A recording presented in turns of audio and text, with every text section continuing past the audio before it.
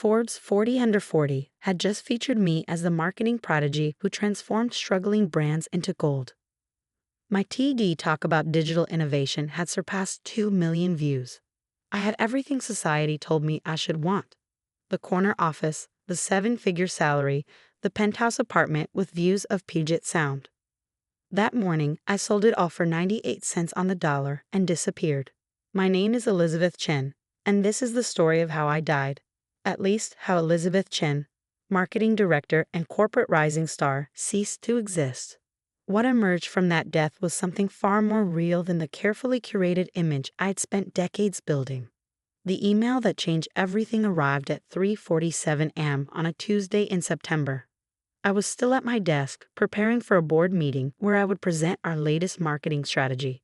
The sender was unknown, but the subject line made my blood run cold. Your father's last words. My father had died 15 years ago, or at least that's what my mother told me. Heart attack in his sleep, she said. Clean, quick, painless. We'd held a closed casket funeral. I delivered a eulogy about his dedication to family and success. Words that felt hollow even as I spoke them. The email contained 3 things: a video file, a series of coordinates, and a message that read simply, "He tried to warn you too." As morning light spilled across the cabin's worn wooden floors, I sat down to write this story. 1 year had passed since I'd seen my face on that Seattle billboard. My hands, once manicured and soft, now bore calluses from chopping wood and tending gardens. The designer clothes had been replaced by practical layers, the sleek corporate hairstyle grown out into natural waves. The woman who stood on that billboard no longer existed. In her place was someone stronger, more authentic, more alive. I had disappeared, yes, but only to find myself. And that was worth more than everything I'd left behind.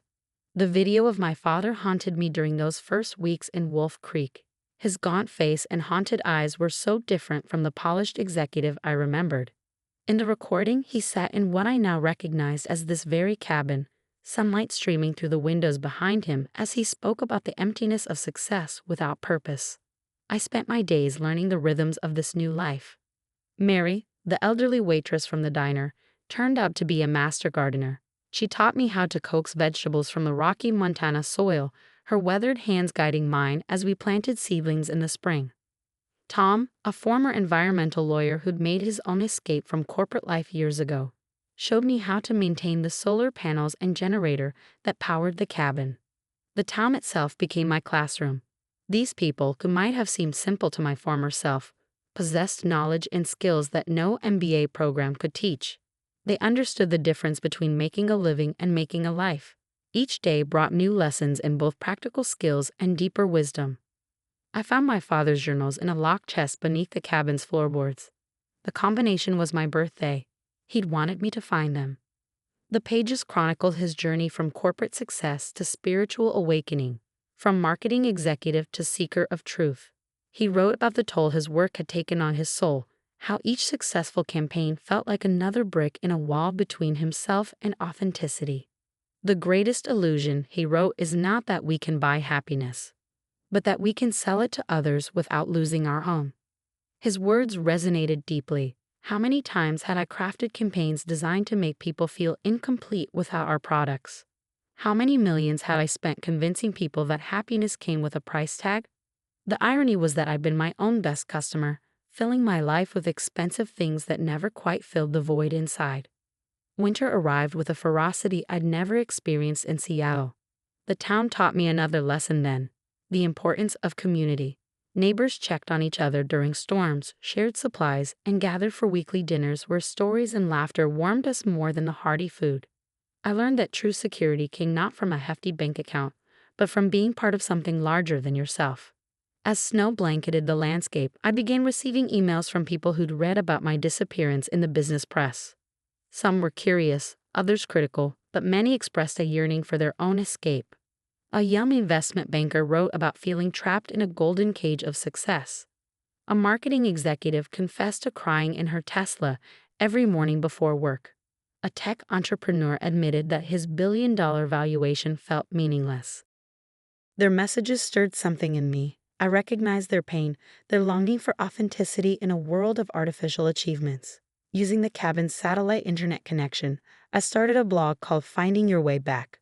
I shared my journey, not as a blueprint, but as a possibility. I wrote about the challenges and rewards of choosing a different path, about rediscovering what truly matters. The blog grew slowly at first, then faster as readers shared their own stories. A community formed, people supporting each other in their journeys toward more authentic lives. Some sold everything like I had. Others made smaller changes, finding ways to align their work with their values. Each story added another thread to a tapestry of transformation. Spring brought unexpected visitors to Wolf Creek. A producer from a major network had found my blog and wanted to do a feature story on the corporate runaway, as they dubbed me.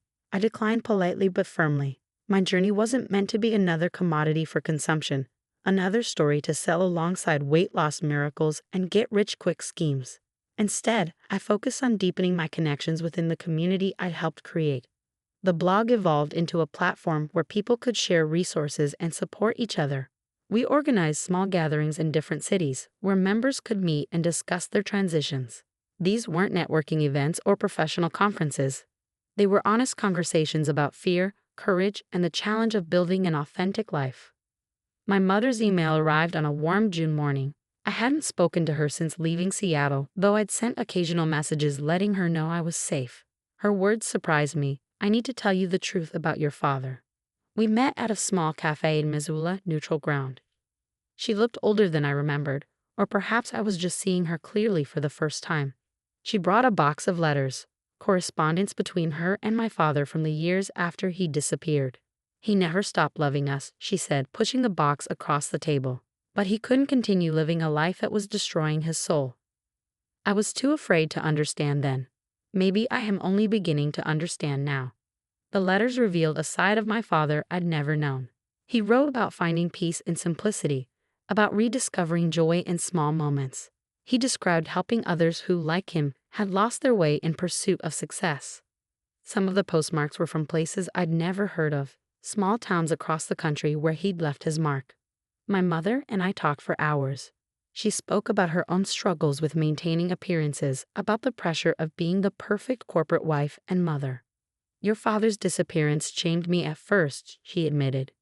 "Now I see it was an act of courage." As summer turned to fall, the blog community continued to grow. We created a mentorship program, pairing people who had already made their transitions with those just beginning their journeys. I found myself spending more time counseling others, sharing not just my experience but the collective wisdom of our growing network. One story particularly touched me. A young executive who'd read my blog and recognized herself in my words. She'd been on the verge of suicide, believing she was trapped in her high-powered career. Through our community, she found the courage to make changes, to choose a different path. Her message of gratitude reminded me why I'd started sharing my story in the first place. The mystery of my father's current whereabouts remained unsolved, but I'd come to peace with that. His purpose hadn't been to wait for me here, but to leave breadcrumbs that would help me find my own way. The cabin, the letters, the community he'd touched. These were his real legacy. 2 years after leaving Seattle, I stood on the cabin's porch watching an autumn sunset paint the sky in colors no marketing campaign could capture. My laptop sat open on the handmade desk inside, displaying messages from community members sharing their own stories of transformation. The blog had evolved into a movement, but one that grew organically, like the vegetables in my garden, nourished by authenticity rather than artificial growth metrics. I learned that disappearing wasn't about running away. It was about finding the courage to be truly present. The skills I developed in my corporate life found new purpose in helping others navigate their own transitions. My understanding of human psychology, once used to drive consumer behavior, now served to support people in reconnecting with their authentic selves. The biggest lesson, though, came from the town itself. These people, who had seemed so foreign to my former self, taught me that community isn't built on transactions but on trust. Success isn't measured by what you accumulate but by what you contribute. Purpose isn't found in grand achievements but in daily acts of genuine connection. Last week, I received another email from an unknown sender. The subject line read, "Proud of you, Elizabeth." There was no video this time, just coordinates to a small town in Oregon and a simple message, "For when you're ready to learn the next lesson." I smiled, saving the coordinates but feeling no urgency to follow them. My father had given me what I needed most, not answers, but the courage to ask better questions.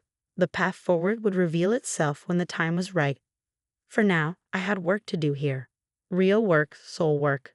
Tomorrow, I would host another gathering for local community members. We would share meals, stories, and the kind of honest conversations that never happened in corporate boardrooms. Some would stay in Wolf Creek for a few days, learning the basics of self-sufficiency. Others would return to their lives carrying seeds of change to plant in their own communities. The woman on the Seattle billboard felt like a character in someone else's story now. Her achievements, once so important, had become simple historical facts, neither proud nor shameful. They were just steps on a longer journey, one that had led me here, to this porch, this sunset, this moment of complete presence. My phone buzzed. A text from Mary at the diner. Frost warning tonight. Don't forget to cover the late tomatoes. I smiled, remembering how foreign such concerns would have seemed to my former self. Now they were part of the rhythm of a life lived in harmony with something larger than quarterly reports and market shares. Tomorrow I would wake before dawn, tend to my garden, and open my laptop to connect with our growing community. I would share not strategies for escape, but tools for transformation. The path I found wasn't about running away from success, but about redefining it on more human terms. As darkness settled over the valley, I thought about all the people still trapped in lives that looked perfect from the outside. Some would find their way here, to this community of seekers and finders. Others would create their own paths to authenticity. The important thing was that they knew it was possible, that there were alternatives to the glossy, empty success that had nearly consumed me. I am no longer the woman whose face graced a Seattle billboard. I am something more complex, more real, more fully human. My disappearance wasn't an ending but a beginning, not just for me, but for all those who would follow, seeking their own way back to authenticity. And that journey, I've learned, is worth more than all the success in the world.